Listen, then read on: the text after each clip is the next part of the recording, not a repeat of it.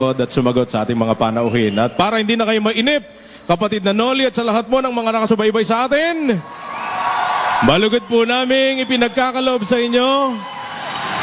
Please welcome the only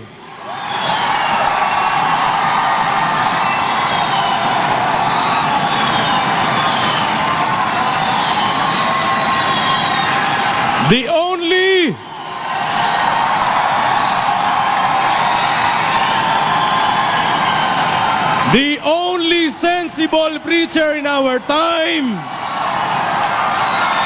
Brother Eli Soriano.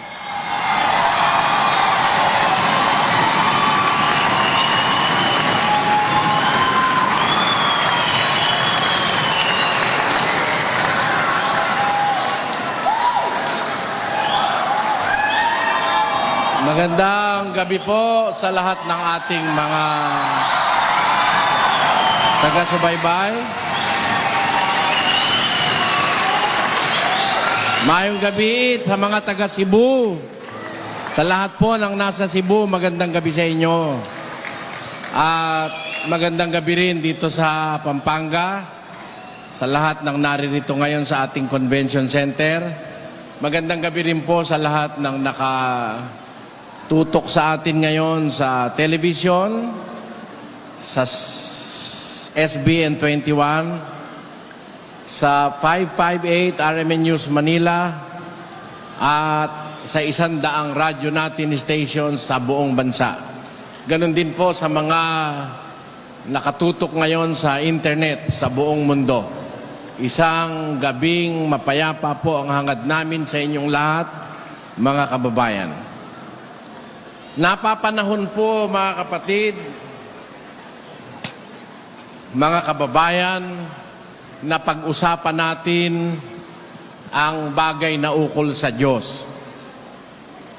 Kaya ko po sinabing napapanahon ito kasi kung nakakahalata kayo, napapanahon po ang kasamaan, ang sari-saring kaguluhan, ang sari-saring masasamang gawain, mga kalayawan, makamundong gawain ng mga tao, pandaraya, pagliligaw, panluloko, drugs, at hindi mabilang na kasamaan na nagaganap ngayon sa mundo. Alam nyo, ang kabutihan po ang antidote ng kasamaan. At ayon sa Biblia, isa lang ang mabuti. Basahin po natin ang isang talata sa kay Lucas. Ganito po ang ating mababasa. At sinabi sa kanya ni Jesus, "Bakit mo ako tinatawag na mabuti? Walang mabuti, kundi isang, ang Diyos lamang." Jesus said unto him, "Why callest thou me good? None is good, save one, that is God." Y Jesús le dijo, "Porque me llamas bueno, ninguno hay bueno, sino solo Dios." Si Jesus mitubag kaniya, nganong giingan mo man ako nga maayo, walay bisan usa nga maayo, gawas sa Dios lamang. Yan po ang sinasabi sa Biblia. Ang Diyos ang mabuti. Ang antidote ng masama ay mabuti. Yun po ang pangkaraniwang medicine. Meron pong antibiotics dahil biotics po yung mga karamihan ng mga mikrobyo, mga bakterya. Yan. Kaya ang tawag antibiotics. Yun ang antidote. Bihira naman po yung nagpa-practice nung tinatawag na like cures like, yung similia similibus curentur. Yun. Bihira po yun. Pero ang karaniwan, the opposite of another thing, is an antidote to that thing. Kaya po sa kasamaan ngayon, ang pinakamabuting panlaban ay ang kabutihan. At wala pong kabutihan, mga kababayan, mga kapatid, na hindi sa Diyos nagmumula. Walang kabutihang nagmumula sa ibang source. Si Kristo po ang may sabi, bakit mo ako tinatawag? Why callest me thou good? One is good. Save God. Isa lang ang mabuti, ang Diyos. Yan po ang sabi ng kasulatan, mga kapatid. Kaya ngayon, napapanahon, saan mang pagkakataon, saan mang okasyon, dapat na pag-uusapan yung ukol sa Panginoon Diyos mga kapatid. Kasi po, kung hindi natin pag-uusapan yung mabuti, wala na pong gigitaw na mabuti sa mundo. Puro na lang masama. Sa mga television shows ang pinag-uusapan, yung paninira ng isang politiko sa kapwa politiko, yung chismis ng artista, yung buhay ng isang artista na nagpalit ng asawa at nangangalo niya. Yan ang pinag-uusapan. Sa Kongreso, ang pinag-uusapan, pera, batas, budget. Sa Senado, ganun din. Sa husgado, ang pinag-uusapan, yung kasalanan ng isang litigant na isang akusado, at ang pinag-uusapan ay yung pagtatanggol doon sa akusado. Lalo pat sa buong mundo, ang pinag-uusapan, karamihan, walang bagay na ukol sa Diyos. Bahira po na mapag-usap-usapan ng Diyos. Malaking bagay po para sa atin, mga kababayan, pag-usapan natin ng Diyos. Meron kasing ganitong natala sa kasulatan ng araw na nagbunga ng maganda ng pag-usapan nila ang Diyos dun sa Malakias 3. Nang magkagayoy, silang nangatatakot sa Panginoon ay nagsang-usapan at pinakinggan ng Panginoon at dininig at isang aklat ng alaala ay nasulat sa harap niya para sa kanila na nangatakot sa Panginoon at gumunita ng kanyang pangalan. Merong recorded na magandang pangyayari ng pag-usap-usapan ng mga tao ang Diyos. Ang mga natatakot ang wika sa Panginoon, nagsang-usapan at pinakinggan ng Panginoon at dininig. They that feared the Lord spoke often one to another, and the Lord hearkened and heard it. And a book of remembrance was written before him for them that feared the Lord and that thought upon his name. And they shall be mine according to the Lord.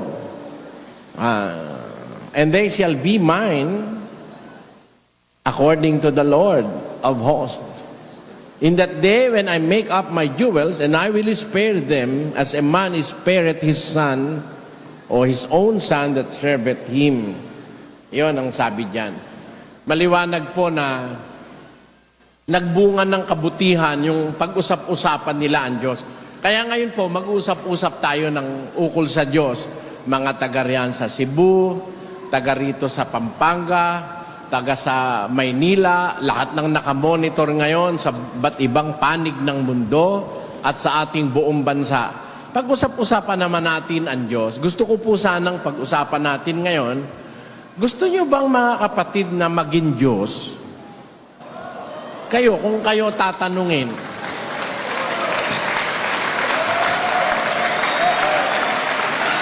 maaari, kung may nakikinig na iglesia ni Manalo, tututol agad sa atin dahil allergic sila ron yung sa sinasabi ko na gusto mo bang maging Diyos? Aba, sabi nila, yan ang inalok ni Satanas kay Eva Kaya nadaya niya si Eva Inalok niyang maging Diyos. Yan ang sabi ni Bularan at saka ang kanyang kasama. Mali yun Mali yun. Paratang nyo lang yun kay Satanas. Hindi yun. Mamaya, pag-uusapan natin yan, mga kapatid. Kaya ibabalik ko, parang pag nakikita mo yung kabutihan at kapangyarihan ng isang presidente, di ba gusto mo rin maging presidente? It is not wrong to dream that someday you will be the president. Especially when you are aspiring for it because of goodwill, of good things. Ayan. Kung halimbawa, bigyan tayo ng pagkakataong maging Diyos, gusto nyo ba, mga kapatid? Bakit? Kasi, napakabuti ng Diyos eh. Napakabuti niya at makapangyarihan siya. Kung magiging Diyos tayo, ano naman ang masama? Masama bang hangarin natin maging kagaya ng ating Ama, mga kapatid? Sa Iglesia ni Manalo, masama yan. Pero, pag-aaralan natin sa Biblia, pag-uusapan natin ng Diyos, at pag-uusapan natin kung may posibilidad ba na tayo'y maging Diyos, mga kapatid. Yung matanda ng akala ng mga iba ay ipinanukso ni Satanas sa mag-asawang nasa Eden na hindi kayo mamamatay. Talastas ika ng Diyos na sa araw na kayo'y kumain niyan ay magiging parang Diyos kayo na nakakakilala ng mabuti at masama. Yun ang sabi ng demonyo eh. Ngayon, ang sabi ng Iglesia ni Manalo, yun daw ang pantukso ni Satanas, yung maging Diyos ang tao. Pero pag-aaralan po natin, mga kapatid, ang mas malalim dun sa maliit na nakikita ng mga ministro ni Manalo. Alamin natin sa pamamagitan ng kasulatan, is there a possibility for us to be God or like God or God? Of course, pag wala tayong mababasang batayan sa Biblia, masama. Pero kung may mababasa tayong batayan sa kasulatan, ano naman ang masama kung hangarin natin na tayo maging Diyos, mga kapatid? Kaya ko to sinasabi, worldwide Bible exposition ito eh. Narinig tayo sa buong mundo sa araw na ito o sa oras na ito, mga kapatid. Kaya aalamin po natin sa Biblia, paano tayo, may pagkakataon ba tayong maging Diyos, mga kapatid? Isa-isahin ko sa inyo. Una, sa Biblia, mga kapatid, pinagbabawal ba ng Diyos na ang tao ay maghangad na maging kagaya niya? Meron ba tayong mababasa sa Biblia na ang tao'y pinagbawalan ng Diyos na magkaroon ng hangarin sa buhay na maging kagaya ng Diyos? Is there any verse in the Bible that prohibits us from wanting to be like our Father God? Meron ba nun? Ako kasi, wala akong maisip eh. Yung ginagamit ng Iglesia ni Manalo, sa 11 ng Usiyas, hindi lang nila naiintindihan yon. Babasahin ko yung sinasabi sa Usiyas 11. Hindi ko isasagawa ang kabangisan ng aking galit. Hindi ako babalik upang ipahamak ang Efraim, sapagkat ako'y Diyos at hindi tao. Yan. Ako'y Diyos at hindi tao. Ang sabi raw sa Biblia, ako'y Diyos at hindi tao. Kaya yung Diyos hindi pwedeng maging tao. Yun ang dugtong nila ron eh. Wala naman sa talata yun. Uulitin ko ang talata. Ang sabi ng Diyos, hindi ko isasagawa ang kabangisan ng aking galit. Hindi ako babalik upang ipahamak ang Efraim, sapagkat ako'y Diyos at hindi tao. I am God and not man. Hindi naman sinabing, I am God and cannot be man. Iba yon. Sabi niya, I am God and not man. That is of course true. Because He is speaking as God and He is not man. Pero walang nakasulat sa Biblia na ang Diyos hindi pwedeng maging tao. Wala nun. At wala rin dun sa talata na sinasabing ang tao hindi pwedeng maging Diyos. Sige nga, may nabasa ba kayo? Ako'y Diyos at hindi tao. Yan. Para lang ganito. May babasahin ako sa awit 22. May ibig kasing sabihin yun eh. 22:6. Ang sabi ganito. Ngunit ako'y uod at hindi tao. Nagsasalita sa hula ang ating Panginoong Yesus. Sabi niya, ako'y uod at hindi tao. I am a worm and no man. Tanyo?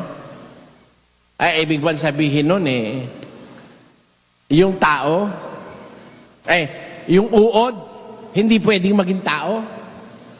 At yung tao, hindi pwedeng maging uod. Ganun ba yon? Kung susundan mo lohika falsifikado ng Iglesia ni Manalo, ganun yun. Pero, kung titignan mo biblical logic, hindi ganun ang sinasabi ng kasulatan, mga kapatid. Ang sabi ng Diyos maliwanag, ako'y Diyos at hindi tao. Pero mga kapatid, yung bang Diyos, ayon sa Biblia, is there a possibility na yung Diyos magiging tao? Pwede ba yun? Pakinggan nyo sa 1:1 ng Juan, ganito ang ating mababasa. Nang pasimula, siya ang Verbo, at ang Verbo ay sumasa Diyos, at ang Verbo ay Diyos. At nagkatawang tao ang Verbo, at tumahan sa gitna natin, at nakita namin ang kanyang kaluwalhatian.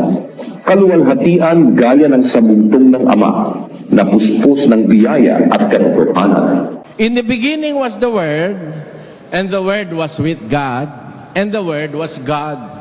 14. And the Word was made flesh.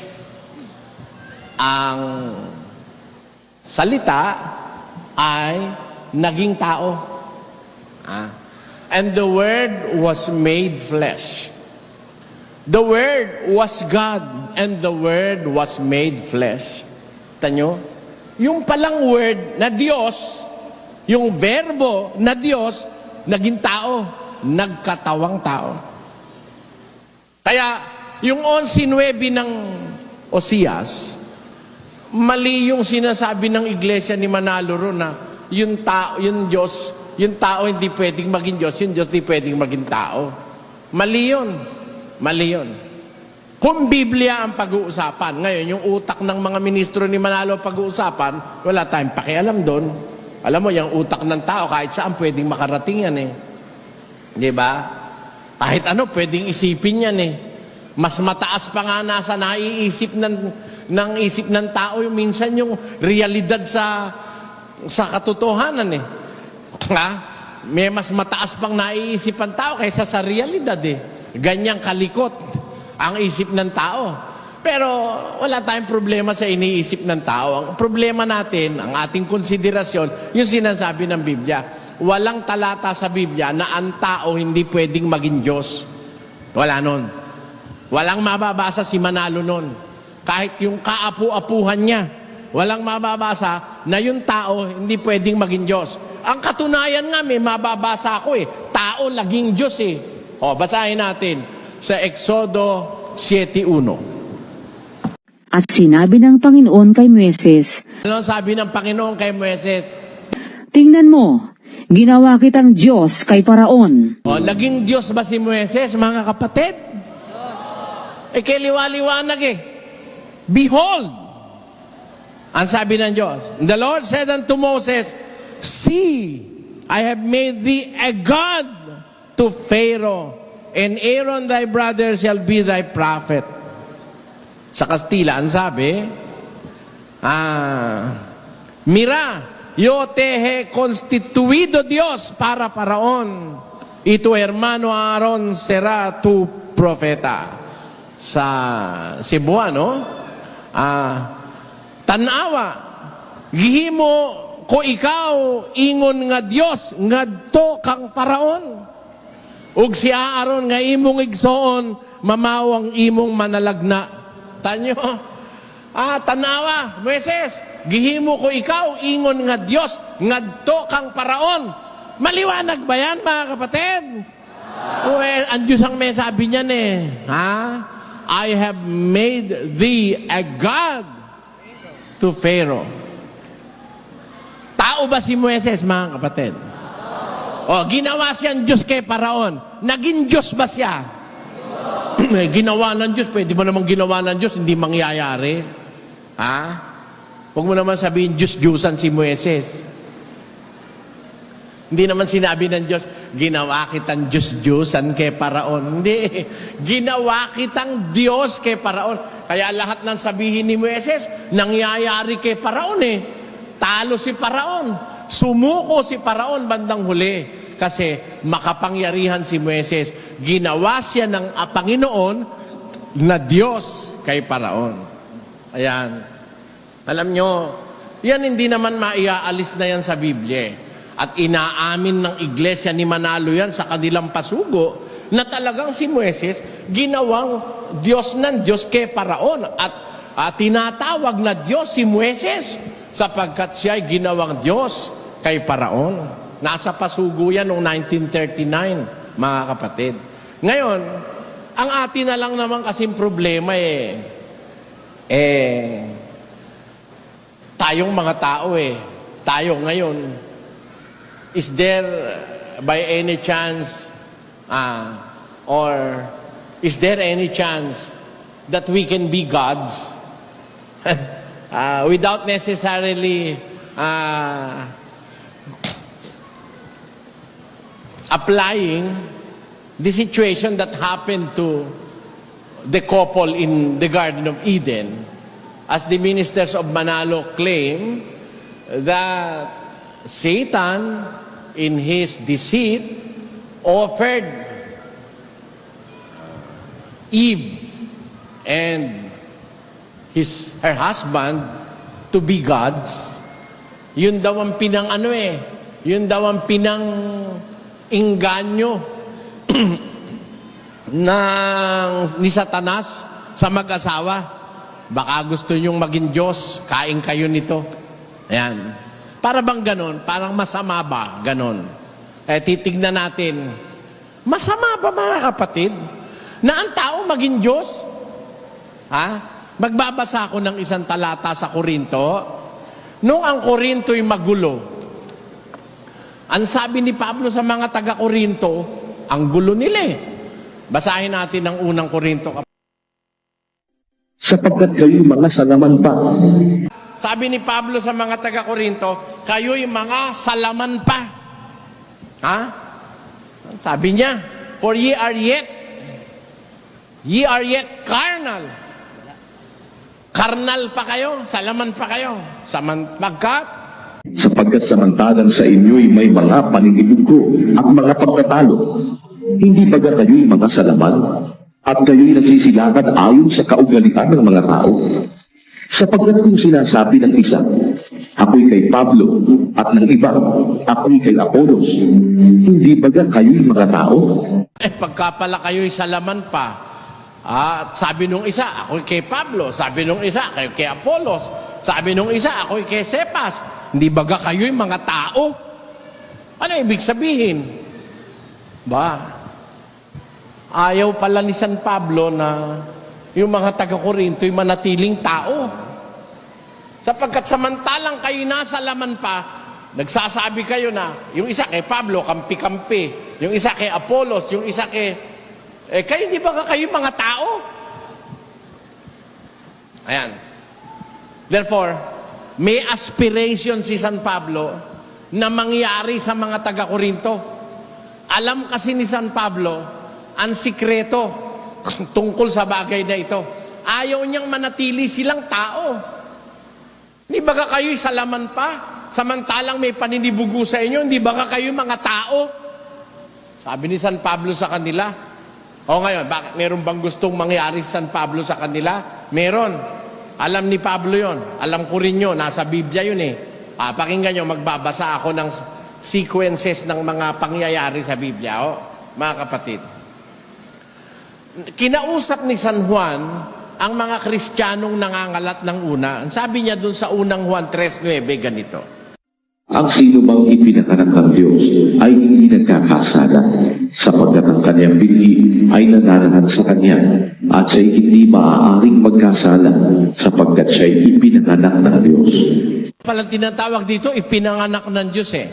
Whosoever is born of God doth not commit sin, for his seed remaineth in him, and he cannot sin because he is born of God. Meron palang tinatawag sa Biblia na ipinanganak ng Diyos. Ang sabi sa 3:9, Cualquiera que es nacido de Dios no hace pecado, porque su simiente está en él. Y no puede pecar, porque es nacido de Dios. Sa Bisaya, ang sabi, ang matag-usa nga gipanganak gikan sa Dios, dili magahimog pagpakasala. Kay ang binhi sa Dios magapabilin man diha kaniya, ug siya dili makasala tungod kay siya gipanganak man gikan sa Dios. Tanyo? Meron pala sa Biblia tinatawag na mga ipinanganak ng Diyos. Mga kapatid, mga ipinanganak ng Diyos. Ang binhi na nanahan sa kanila, puntahan muna nga natin, ano ba yung binhi na nandoon sa mga ipinanganak ng Diyos? Ano yung binhi? Pakinggan nyo sa 8:11 ni Lucas. Ito ang talinghaga. Ang binhi ay ang salita ng Diyos. Ito yung binhi na nandoon sa mga ipinanganak ng Diyos. Ito ang wika, ang talinghaga. Ang binhi ay ang salita ng Diyos. Now, the parable is this. The seed is the word of God. What is the seed? The word of God. Ang ipinanganak ng Diyos, nasa Kanya ang binhi. Alin yung binhi? Yung salita ng Diyos. Tatanungin natin si Kristo, mga kapatid. Yung bang tao nagipanganak sa Diyos or born of God, at kaya o nasa Kanya yung binhi, yung salita ng Diyos. Ano tawag ng Biblia dun sa tao na pinanganak ng Diyos, nasa Kanya yung binhi, yung salita? Pakinggan nyo. Sinagot sila ni Jesus, hindi pagka nasusulat sa inyong kautusan, aking sinabi, kayo'y mga Diyos. Kung tinawag niyang mga Diyos, yung mga dinatna ng salita ng Diyos, at hindi mangyayaring sirain ng kasulatan. Liwanag eh. Yung kinaroroonan ng binhi, pinanganak ng Diyos. Yung binhi, salita ng Diyos. Pag nandun yung binhi, Diyos ang tawag eh. Ang sabi ni, Jesus answered them, is it not written in your law, I said, ye are gods. Ye are gods. If He called them gods, unto whom the word of God came, the scripture cannot be broken. Amen? Pagka tinutulan mo ito, gago ka. Kahit sino ka pa, gago ka pag tinutulan mo ito. Ine-emphasize na nga ni Kristo eh. The scripture cannot be broken. And what is that scripture? He is citing the scripture in the book of Psalms. He called them gods. Who? Those that are with them. The word of God is with them. The seed. The seed is the word of God. Ang binhi ay ang salita. Ang kinaroroonan ng salita, tinatawag niyang Diyos. Gipanganak ng Diyos. Pinanganak ng Diyos. Nasa kanila ang binhi.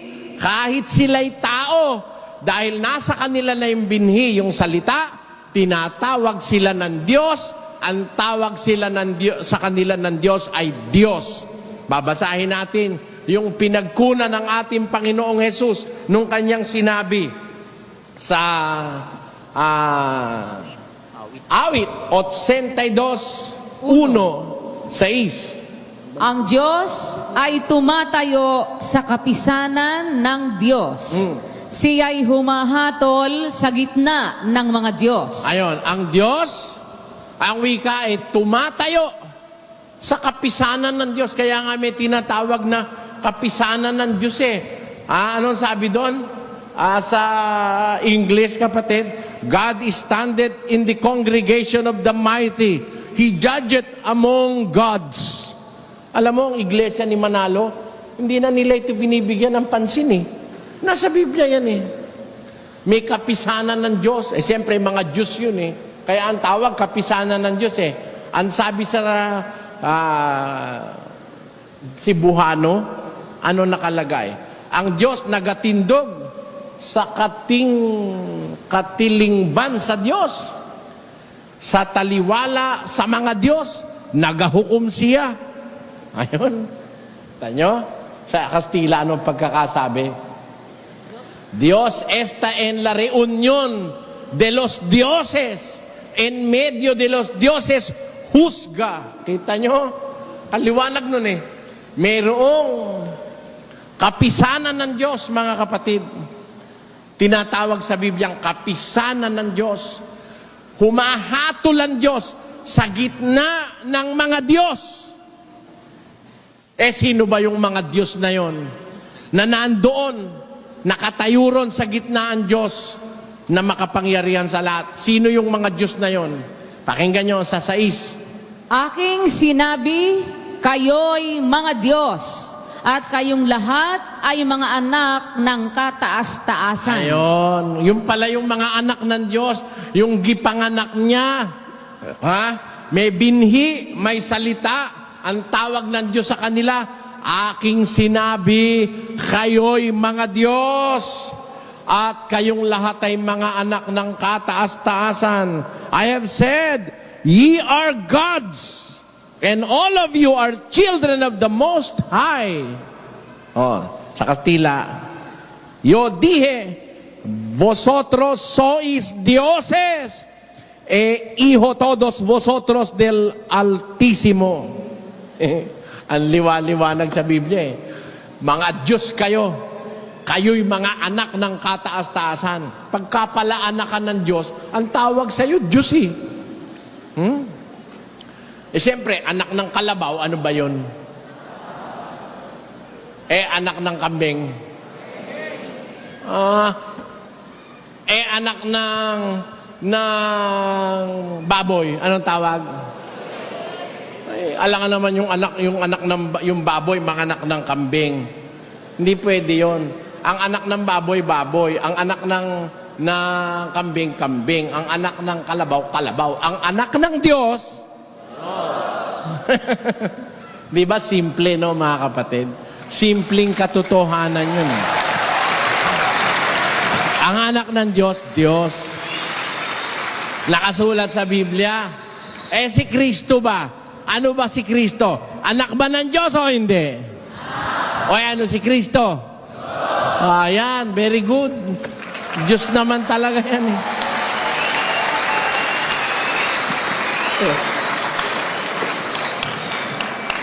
eh. Kung yun nga dinatna ng salita ng Diyos, tinatawag na Diyos eh. Yung pa ba namang mismong salita ng Diyos na si Kristo ang hindi tawagin Diyos? Yung kinalalagyan lang ng salita, tinatawag na Diyos eh. Yung pa mismong salita ng Diyos. Kaya ang salita ay Diyos. The Word is God. In the beginning was the Word, and the Word was with God, and the Word was God. The same was in the beginning with God. All things were made through Him, and without Him, not anything made that was made. Kita nyo? Kaya maliwanag sa Biblia, mga kapatid, Pwede namang tawaging ang tao'y Diyos eh. Di ba? Pwede namang ang tao maging Diyos. Magkaroon ka ng salita ng Diyos sa puso mo, tinatawag ka ng Diyos na Diyos. Tinatawag niyang Diyos ang dinatna ng salita ng Diyos. Siya may tawag nun eh, hindi naman tayo eh. Kung birahan ng mga iglesia ni Manalo, ako raw nagpapakilalang Diyos. Kung meron akong salita ng Diyos sa puso, di ba pwede akong tawagin Diyos noon, mga kapatid, di ba?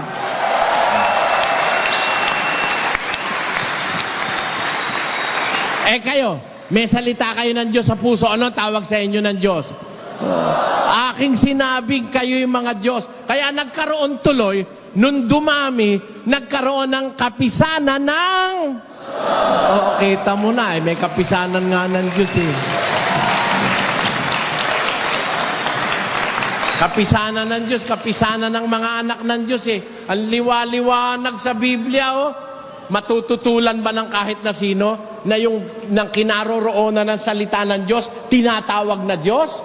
At yung mga anak ng Diyos, tinatawag na Diyos? Matututulan ba yon? Nasa Biblia yun eh. Ang tututul doon, gago.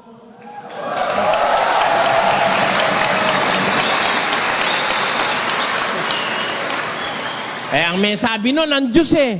Aking sinabi, kayo'y mga Diyos at kayong lahat ay mga anak ng kataas-taasan. Yung palang mga anak ng Diyos, na kataas-taasan, ang sabi ng Diyos, siya'y Diyos o sila'y Diyos. Di ba? Dioses, ang sabi sa Kastila, maraming Diyos. Vosotros sois dioses hijos todos vosotros del Altísimo. Tanyo, kayong lahat ay mga anak ng kataas-taasan. Kaya Diyos ang tawag ng Diyos. Ngayon, ang ating tanong ganito, masama ba, mga kapatid, ang tao maging Diyos? Masama ba yun? Kasi, para bang sa kanila namumroblema sila, pagka si Kristo'y Diyos, amay Diyos, andain na ikan Diyos. Namumroblema sila Pag dumami buhangin, problema nila yung pagdami ng buhangin Problema nila yun sabi sa Biblia, isa lang ang Diyos meron naman mga pagkakataong sinasabi, may konteksto naman kung bakit sinasabing isa Hindi, aalamin mo kung ano yung konteksto, sa anong premiso sinabi yon, in what premise it was said, doon mo ang alamin. Ang sabi ni Kristo, nakatingala siya sa langit, Ama, makilala ka nila, iisang Diyos na tunay. Okay naman yun, di naman tayo tutol dun nakatingala siya sa langit Nasaan siya? Nasa lupa. Ano siya nun? Nagkatawang tao. Hinubad niya ang pagkapantay niya sa Diyos nung panahon na yon. O anong sabi niya? Makilala ka nila, iisang Diyos na tunay. Tama, very good. Bakit? Hindi naman siya nagpapakilalang Diyos noon dahil nasa pagkakatawan tao nga siya at siya noon ay hinubad niya ang kanyang pagkapantay sa Diyos. Tama o hindi? Nakasulat Gusto niyo basahin natin Basa. Magkaroon kayo sa inyo ng pag-iisip na ito'y na kay Kristo Jesus din naman, na siya bagamat nasa anyong Diyos, ay hindi niya inaring isang bagay na nararapat panagnan ang pagkapantay niya sa Diyos. Kundi pagkusiluban niya ito at nag-anyong alipin na nakitulad sa mga tao. Tao ba yun? Nakitulad lang kayo naman nakitulad lang, ginawa nyo ng tao. Nasaan yung Diyos? Hinubad yung kanyang pagkapantay sa Diyos. Ngayon, sabi niya, nakatingala siya, makilala ka nila Ama, iisang Diyos na tunay. Wala tayong usapan doon. Tama yun. Bakit? Nasa panahon siyang hinubad niya yung kanyang pagkapantay sa Diyos at siya'y nagkatawang tao. At saka nakasalupa siya. Ang sinasabi naman niya, makilala ka nilang iisang Diyos na tunay. Talaga namang iisa lang naman yung nasa langit Di ba? Ano problema mo ron? O kung halimbawa ba, ikaw ay anak ng Diyos, tinawag ka ng Diyos na Diyos. Ano naman ang reklamo mo ay ang may sabi ang Diyos mismo. Ang masama sa iglesia ni Manalo, tinanong ko yung pastor sa Guague, yun baka kung nasa Korinto, 4:4, di pala ako pwedeng maglakad eh.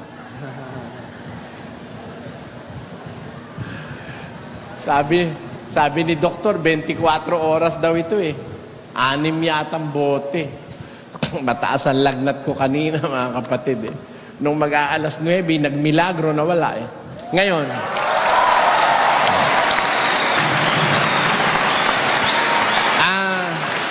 asa na ako? Tinanong ko sa Guagua yung ministro ni Manalo, sino baka ako yung tinutukoy sa 4:4 ng 2 Korinto? Sinagot ako eh, si Satanas, sabi niya. Basahin nga natin yung 4:4. Na binulag ng Diyos ng sanglibutang ito ang mga pag-iisip ng mga hindi nagsisisampalataya upang sa kanila'y huwag sumilang ang kaliwanagan ng Ebanghelyo ng kaluwalhatian ni Kristo na siyang larawan ng Diyos. Alam nyo mga kapatid, yung si Satanas sa Biblia, tinatawag siya na Diyos ng sanlibutan. Tanungin mo sa iglesia ni Manalo, payag sila na si Kristo, Diyos, yung si Satanas, Diyos ng sanlibutan. Payag sila ron. Hindi sila tututol doon. Na ang tinutukoy na Diyos ng sanlibutan, si Satanas. Bakit si Satanas pumapayag silang tawagin Diyos? Ba't si Kristo ayaw?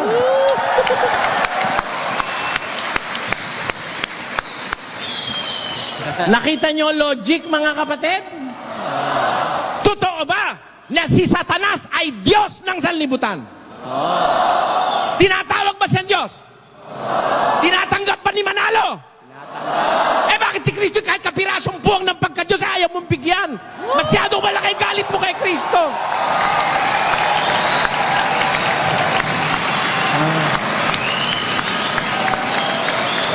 Masyadong malaki galit kay Kristo. Walang ka-chance si Kristo. Eto pa. Pilipos 3:19. Na ang kanilang kahihinatnan ay ang kapahamakan, na ang kanilang Diyos ay ang tiyan, at ang kanilang kapurihan ay nasa kanilang kahihiyan, na nag-iisip ng mga bagay na ukol sa lupa. Bantian, tinatawag na Diyos o hindi? Tanong, may dumidiyos ba sa tiyan? Meron. Sa pera nga, may dumidiyos eh. Tamo? Ang sabi ng Biblia, ang kanilang Diyos ay ang kanilang tiyan. Bakit tinatawag na yung tiyan ay Diyos nila? Ano ba ginagawa nila sa kanilang tiyan? Kaya tinatawag na yung kanilang Diyos ay kanilang tiyan. Pakinggan nyo sa 16 ng Roma. Sapagkat ang mga gayon ay hindi nagsisipaglingkod sa Kristong Panginoon, kundi sa kanilang sariling tiyan. Kaya pala tinatawag na yung kanilang tiyan, ang Diyos nila, dun sila naglilingkod sa kanilang tiyan. Hindi si Kristong Panginoon ang pinaglilingkuran nila, kundi ang kanilang sariling. Kaya ang kanilang Diyos, ang kanilang tiyan. Sabi ni Pablo, yung bang tiyan, Diyos o hindi? Kakatuwa namang, tinatanggap mo yung tiyan Diyos. Tinatanggap mo si Satanas Diyos ng sanlibutan. Si Kristo, kahit kapiraso, ayaw mong tawagin Diyos. Anak ng Diyos yun. Ang anak ng Diyos, tinatawag ng Diyos na Diyos. Ayon sa Biblia. Yan. Ngayon. Tayo, mga tao tayo, mga kapatid. Kung halimbawa ba, gusto nating maging Diyos? Gusto natin maging Diyos. Masama kaya? Masama kaya? Pag hindi ka naging Diyos, hindi ka magiging anak ng Diyos eh. Dahil ang anak ng Diyos ay tinatawag niya na Diyos. O ngayon, on that premise, gusto kong maging anak ng Diyos, maging Diyos. Masama ba? Sira ulo ng magsabing masama ang maging anak ng Diyos. At pag naging anak ka ng Diyos, Diyos ka. Sira ulong magsasabing masama yun.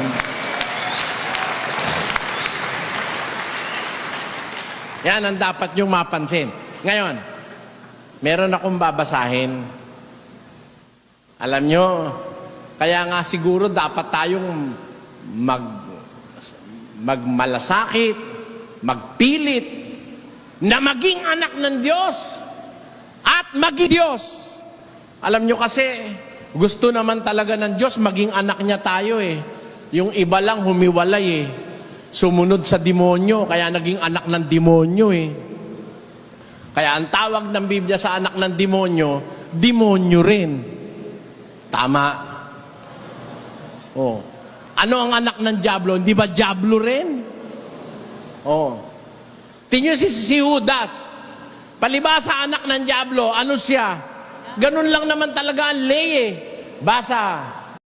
Sinagot sila ni Jesus, hindi ba ganiliran ko kayong 12 at ang isa sa inyo ay Diablo? Kita mo si Judas, anong tawag ni Kristo? Diablo. Di ba 12 kayong hinirang ko? Ang isa sa inyo, Diablo. Eh kasi anak ng Diablo, kaya Diablo. Eh yung anak ng Diyos. Diyos yun eh. Sabi ni Kristo, kayo'y mga anak ng kataas-taasan, kayo'y mga tinatawag na Diyos.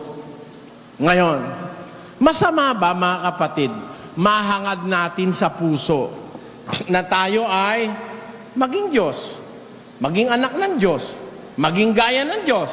Pakinggan nyo ha, babasa ako ng talata na hindi naiintindihan ni Bularan. Basa. Genesis 1:26.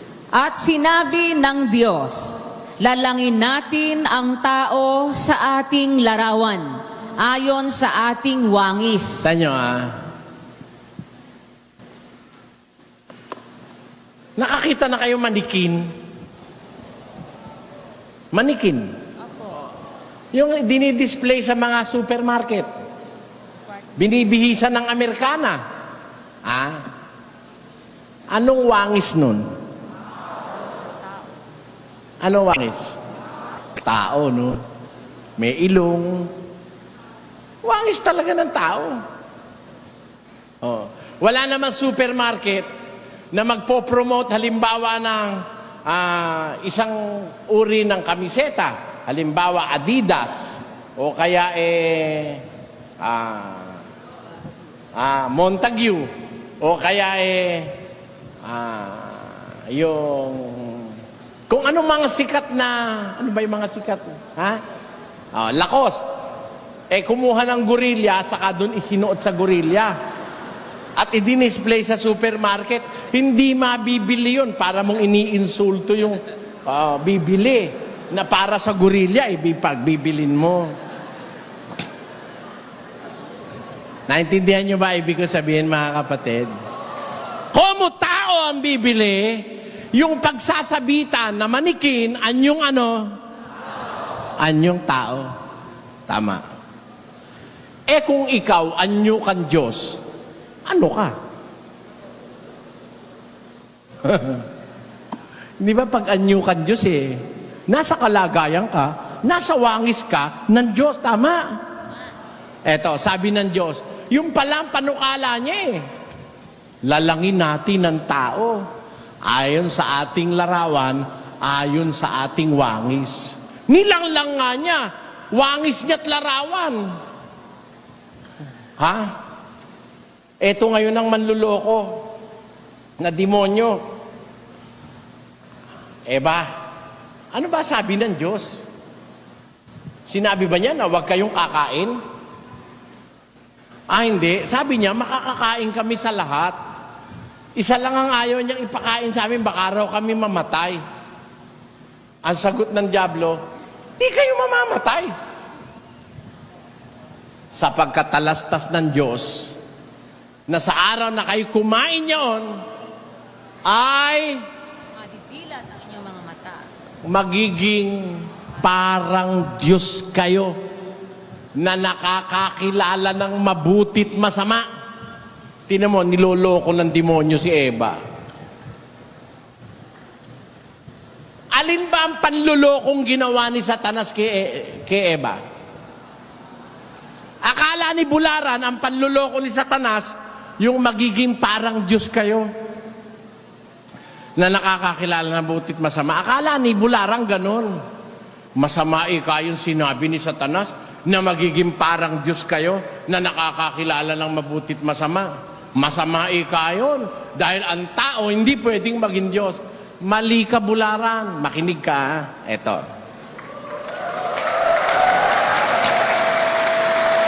Mali ka eh. Tingnan mo, ha? Si Satanas kasi wise yan eh, wise. Siyempre, magsasalita siya, may konting totoo, pero may daya. Kaya nga ang tawag, nadaya eh. Nakalagay si Eva, nadaya. Meaning, hindi totoong buong-buo ang sinabi ni Satanas sa kanya. Alin yon? Pag-aralan natin kung alin doon ang hindi totoo. Hindi kayo mamamatay. Talastas ng Diyos na sa araw na kumain kayo niyaon, ay madidilat ang inyong mata at magiging kayo parang Diyos na nakakakilala ng mabutit masama. Doon sa sinabi ni Satanas, mga kapatid, makikita mo kung alin ang mali ron eh. Unang-una, yung sinabi niya na hindi kayo mamamatay. Mali yun. Tapos, magiging parang Diyos kayo na nakakakilala ng mabutit masama. Ha?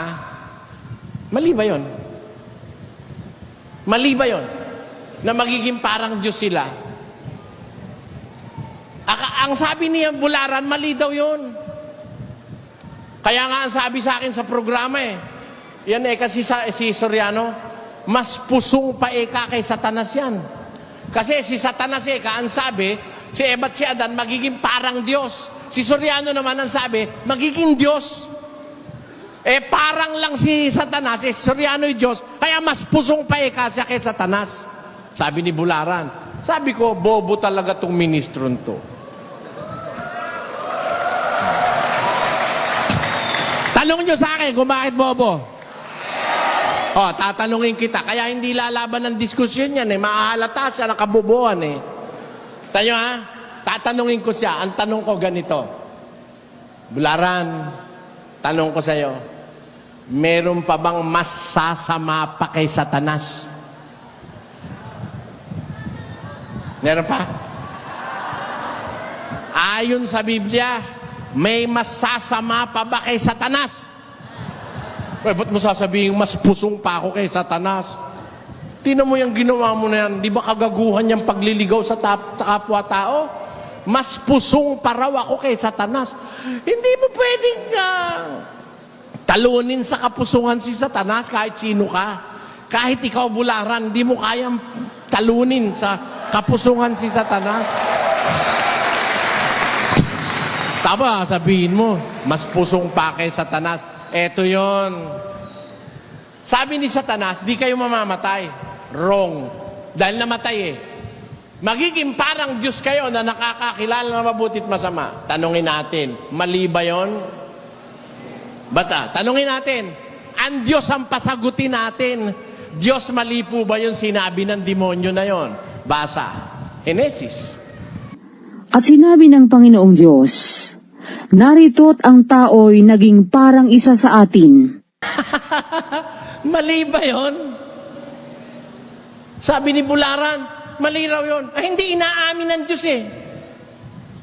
Narito, ang tao'y naging parang isa sa atin. Meron palang kaatin ang Diyos. May kaatin. Yun din ang kausap niya nung sabihin niya sa Genesis 1:26, lalangin natin ang tao. Yan.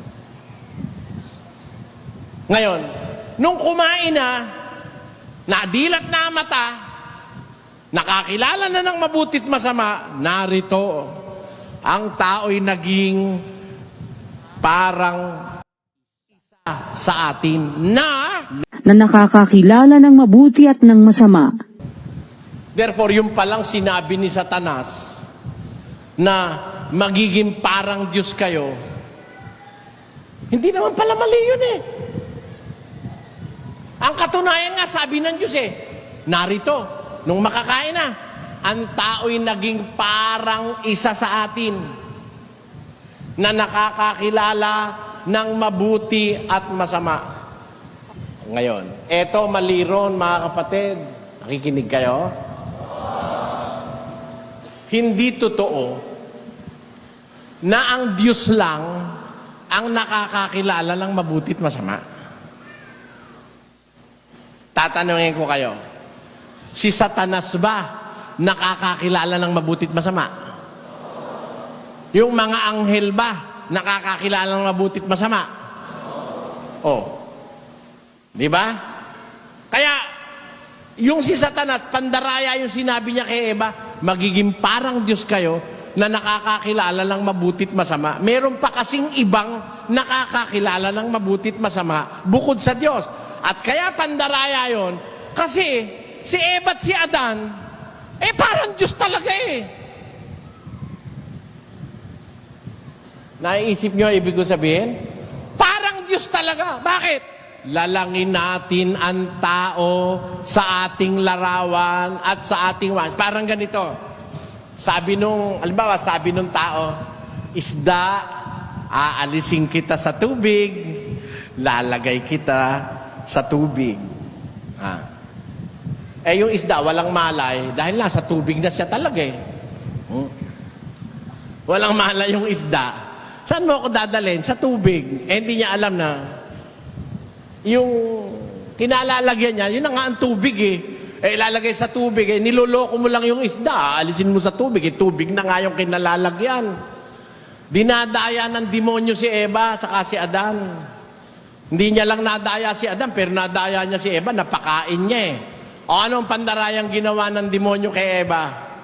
Magiging parang Diyos ka. Niloloko mo si Eva, talagang parang Diyos yan Tama o hindi? Parang Diyos talaga yan. Bakit? Ginawa yan sa larawan at sa wangis ng Diyos. Wangis at larawan ng Diyos, di ba parang Diyos yun? Yun ang malalim na pandaraya ni Satanas kay Eva. Na hindi naintindihan ni Bularan. Akala ni Bularan masama yung maging parang Diyos ang tao. Talaga naman silang parang Diyos Ikaw nga ang lalangin sa wangis at larawan ng Diyos kung di ka parang Diyos. Di ba? Parang Diyos o hindi parang Diyos? Parang Diyos nga Nilalang sa wangis at larawan ng Diyos di parang Diyos. Ang daya lang doon, makakakilala raw ng mabuti at masama, magiging parang Diyos. Parang Diyos na nga sila Hindi nga lang sila nakakakilala ng mabuti at masama. Pero nung makakilala sila ng mabuti at masama, hindi ibig sabihin, naging parang Diyos sila. Kasi dati na silang parang Diyos, hindi pa sila nakakakilala ng mabuti at masama. At hindi naman lahat ng nakakakilala ng mabuti at masama ay Diyos. Dahil ang anghel din nakakakilala ng mabuti at masama. Did you get that? Nakuha nyo ba yun, mga kapatid? I hope so. Kaya alam nyo, malaking usapin itong ukol sa Diyos Pagka ikaw parang Diyos, ang Diyos mabuti, magiging mabuti ka. Tama? Ang Diyos perpekto. Dapat ba maging perpekto ka rin, kapatid? Nakasulat yun Basahin natin. 5. Kayo ay mga kapakasakdal na gaya ng inyong ama sa kalangitan na sakdal. Ano ba yung gaya? Hindi ba parang? Yung parang, hindi ba gaya? Ang sabi ng Biblia, be thou perfect, even as your Father which is in heaven is perfect. Sabi, sed pues vosotros perfectos, como vuestro Padre que está en los cielos es perfecto. Sa Cebuano, busaka mo kinahanglan magmahingpit, ingon nga hingpit ang inyong amahan sa nga langit nun. Tanyo, magpakasakdal kayo, gaya ng inyong ama sa kalangitan, na sakdal. Perfect. Oh, masama ba mga kapatid? Ang tao maging gaya ng Diyos? Hindi. Kung paano nga yung Diyos perfect, dapat maging perfect ka rin. Utos nga yun eh. Eto pa isa. Basahin natin kay Pedro. Pakinggan nyo mga kapatid. Ngunit yamang banal ang sa inyo'y tumawag, ay magpakabanal naman kayo sa lahat ng paraan ng pamumuhay. Sapagkat nasusulat, kayo'y magpakabanal, sapagkat ako'y banal. Magpakabanal kayo, ako'y banal eh. Tinan mo, lahat ng gusto ng Diyos na mangyari sa atin, yung kagaya nung kanya eh. Siya'y banal, gusto niya tayo maging banal. Siya'y tapat, gusto niyang maging tayo tapat. Siya'y hindi sinungaling, gusto niya wag tayong maging sinungaling. Siya'y perpekto, gusto niya maging para tayong siya na perpekto. Eh siya'y Diyos.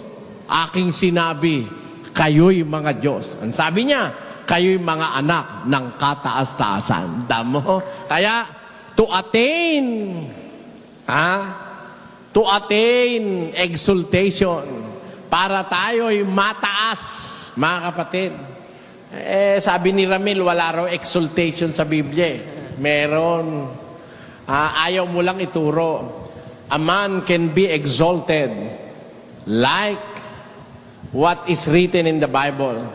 Si Kristo sa kanyang pagpapakababa, He was exalted. Siya'y pinadakila ng Diyos. Yan, ang tao man, ganun din ang gagawin ng Diyos. Padadakilain ka rin niya. Nakasulat yun sa 3:20 ng aklat ng Pilipos, na kung papanong si Kristo ay binago niya, babaguhin niya rin ang ating katawan. Basahin natin, kapatid. Sapagkat ang ating pagkamamamayan ay nasa langit.